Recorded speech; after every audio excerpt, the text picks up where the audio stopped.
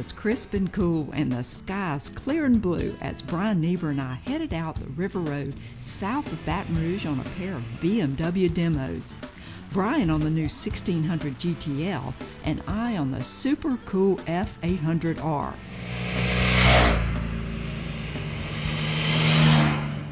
The F800R is one of those bikes that's perfect for all occasions, with the flair and agility of a sport bike built around BMW's touring legacy. Whether you're interested in darting through traffic in the city or carving out the mega miles in the country, this bike is equally at home.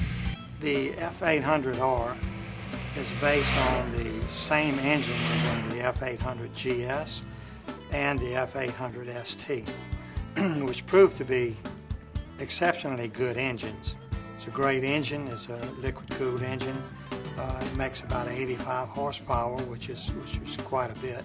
And all in all, it just turned out to be a great bike for riding curvy roads, as well as some shorter touring. The 800R has been a popular bike in Europe for the past several years. So popular that BMW decided to make the bike available to American riders in January.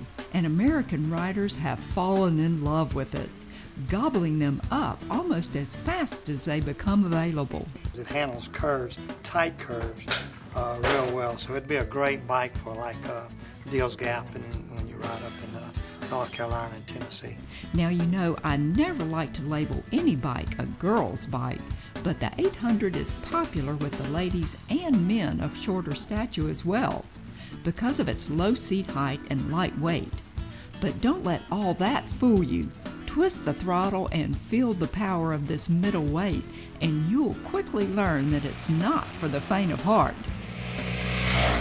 Plus, at an MSRP hovering around $10,000, the 800 is very affordable, making for a lot of bang for the buck.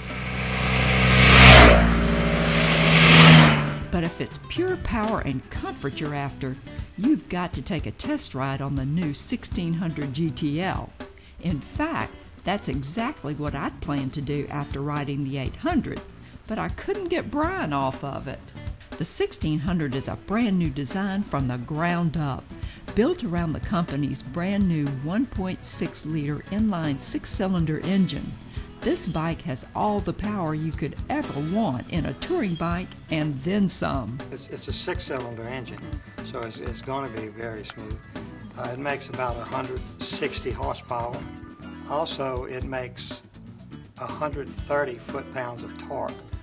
I'm sure you know all about torque. Absolutely. But at any rate, that's a lot of torque.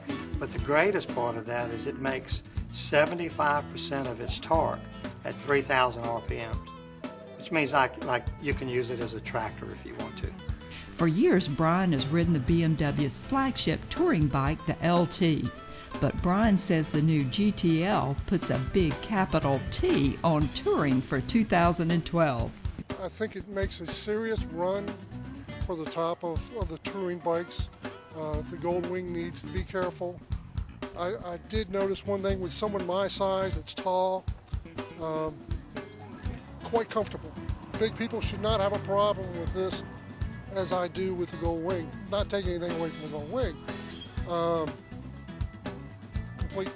Complete pleasure to ride.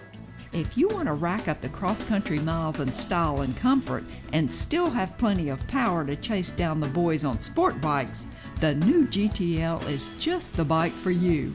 And hopefully I'll get Bryan off of it soon so I can check it out myself.